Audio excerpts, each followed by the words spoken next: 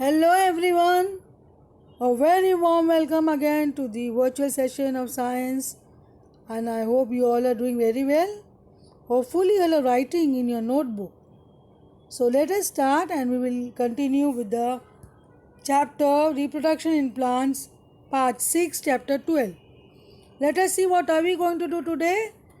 We are going to see how the dispersion of seeds occurs.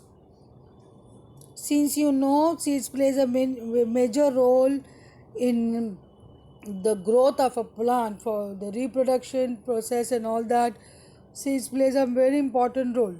So due to the reproduction, sexual reproduction in plants, there's a formation of seed, and how seed will help a plant to grow, that is more important for you. That's why you need to know how this dispersion of seeds occurs. If you are not seedling, or if you are not putting seeds on the ground, you are not planting plants, then how are they growing? So there are natural process which we are going to see in this session, how the seeds get dispersed so that it can grow into a new plant. After all that pollination process, fertilization process, a seed is formed, and that particular seed of a plant will get a place in the ground where it will get a proper nourishment, water, and all the favorable condition, and then it will grow into a plant. So if you are not planting or not doing seedling or not putting seeds, then who is doing this? All that dispersion process happen naturally. Let us see some under the head how the dispersion of seeds occur. Please take down. Distribution factors, we are going to discuss one by one with the factors and the type of seeds that propagate. So we should know the plants which propagate through by different means. So here the distribution factor, that is the agent we are talking about. Here wind. Please do write the way it is being shown to you. And the types of seeds that propagate by winds are drumstick, maple, that is wing seeds, grasses, lightweight seeds, and arc, that is hairy seeds, sunflower, again a hairy fruits. So all these type of seeds uh, get distributed through winds. Naturally, we are talking about a natural process. When we are not doing this, then naturally how it happens, this we need to know. Dispersal by wind or air, you need to write. The seeds that are very light and have a wing or hair-like structure on them are easily carried away by the blowing wind. So these are the characteristics of the seeds by which it will be carried away by the wind or air. Because they are lightweight and have wings or a hair-like structure on them. Because of that, the dispersal agent is wind or air. Here you have example of maple, drumstick, and all that we have discussed. Oak, they all have hair on them.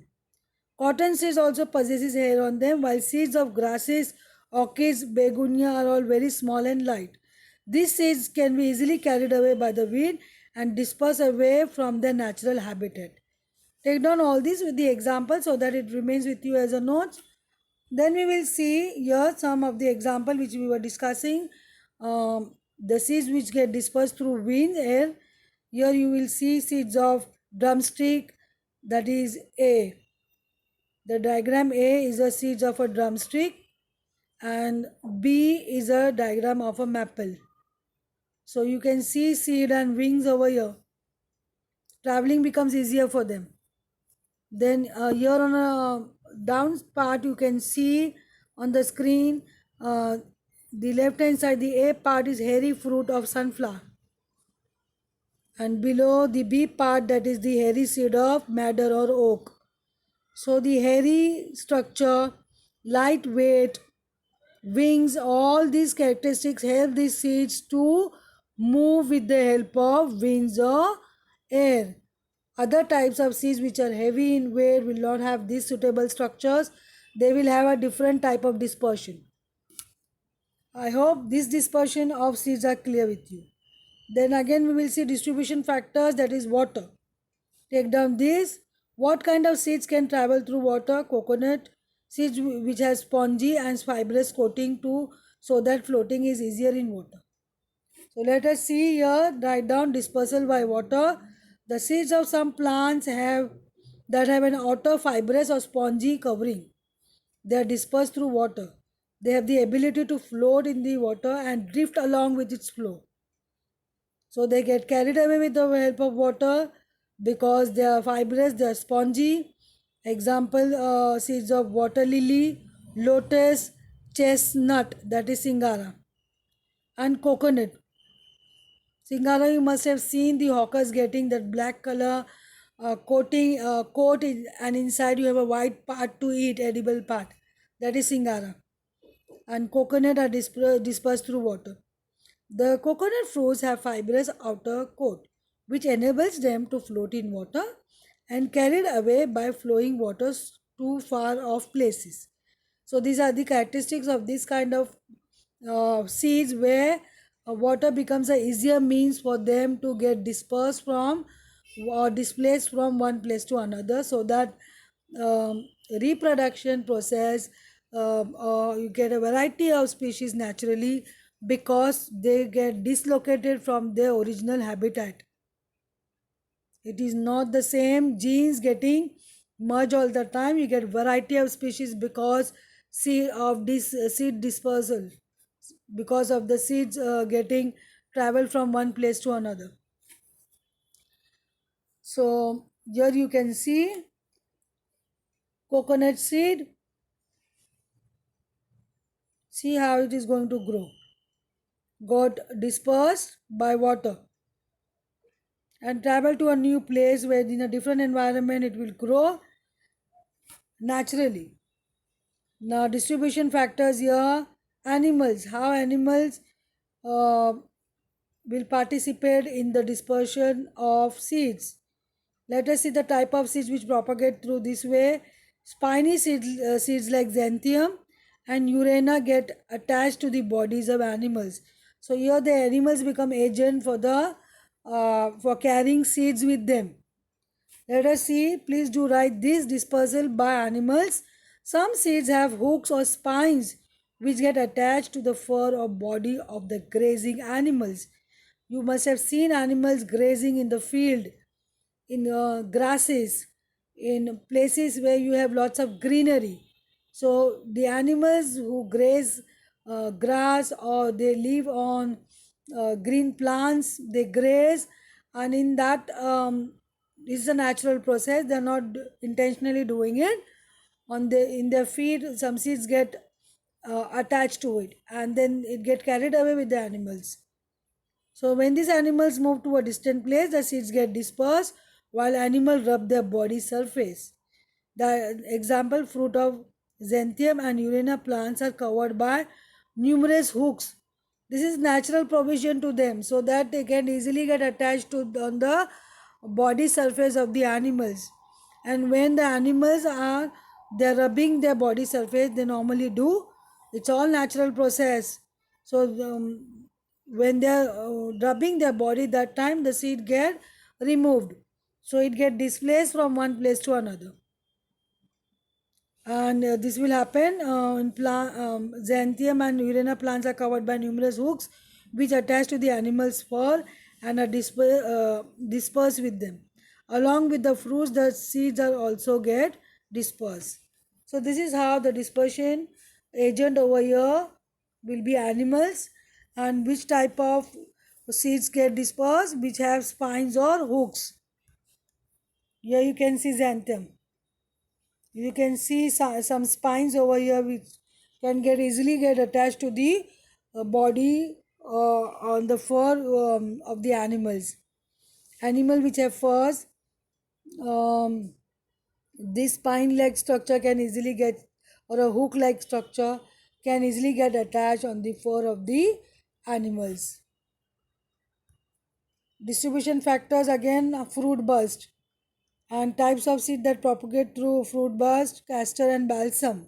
Let us see, please write this.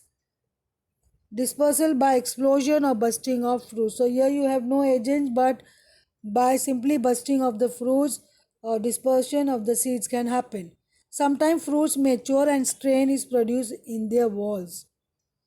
Because of the strain in their walls, what happens? This produces a sudden jerk, causing fruits to break open. So it is a natural breaking of the fruits due to the jerk because of the pressure inside, thus allowing the seeds to scatter away. So with the pressure, the bursting of the fruits, the seeds get scattered away from their parent plants. And due to this explosion of the fruits, the seeds are thrown away from the plant with a great force in all directions. So this is all naturally happening just because of the pressure which is created inside the fruit. It will burst, and which after bursting, the seeds which were there in the fruit will get naturally get dispersed with a greater force, and it will travel to a far distance in all direction. Example: castor plant burst suddenly with a jerk and scatter the seeds far away from the parent plant. Similarly, fruit of balsam is also dispersed through the explosion mechanism. So it is all natural process. I hope you are writing there, children. You see over here, seed dispersal in balsam plant. So you can see how the seeds get burst and it gets scattered. You can see the scattering of the seeds over here and how these get dispersed naturally. So seed dispersal in balsam plant, you can see. I hope this is very clear with this picture over here. It's a natural process. Now let us see dispersal by birds. Birds also a very good agent for the dispersal of seeds. They play a very important role over here. Let us see, the birds eat fruits along with the seeds. You all know that they eat fruits along with the seeds. Yeah, many birds they do eat. These seeds have hard outer covering. The seeds are dispersed to some other place through the bird's feces. So when they excrete, the seeds are dispersed to some other places, and the digestive enzyme present in the digestive system of the birds help in dissolving the hard seed coat. So when birds eat fruits along with the seeds, seed is cannot get metabolized in the body of the birds because of the hard outer covering. So digestive system, the enzyme present in the digestive system of the birds helps in dissolving the hard seed coat. It helps in dissolving the hard seed coat, but the seed itself will not dissolve because of their digestive system is as such. So the digestive system helps in dissolving the hard seed coat, and it will expose the seed, and when they excrete out, all the seeds come out from their body, and when they are released or excreted along with the feces, that means feces means the excreta, the undigested part which is given out of the body, which will have seeds with their hard seed coat getting dissolved.